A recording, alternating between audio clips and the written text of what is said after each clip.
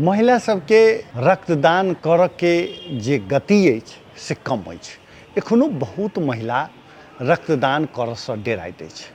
मुदा इहो सत्य अछि जे किछु वर्ष इम्हर महिला सब रक्तदान करऽके लेल बहुत आगाँ आयल अछि। जनकपुर सनके जगह पर पुरुषक तुलनामे भला ही 10% हुए, लेकिन महिला सब आगाँ आयल अछि। महिला सबके किछु शारीरिक समस्या सेहो होइत अछि जे ओ रक्तदान करऽसँ डेराइत रहैत अछि।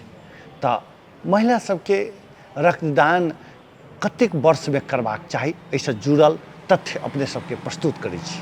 WHO के गाइडलाइंसक अनुसार एकटा स्वस्थ महिलाके वर्षमे 2 बेर रक्तदान कऽ सकै छथि, वा ई कही जे ओ 2 बेर रक्तदान करऽके लेल सक्षम छथि।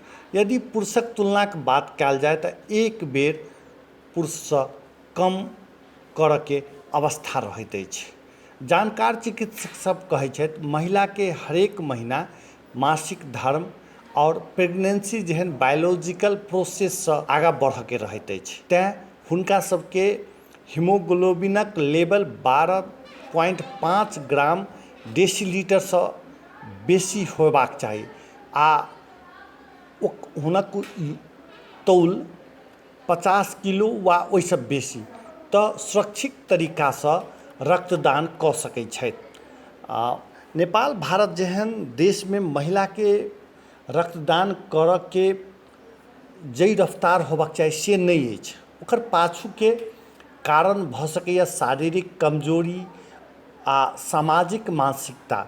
बराबर कहल जाइत अछि महिला पहिनेसँ एनीमिया वा कमजोरीसँ जूझि रहल अछि, एहि कारण रक्तदान नहि करैत अछि।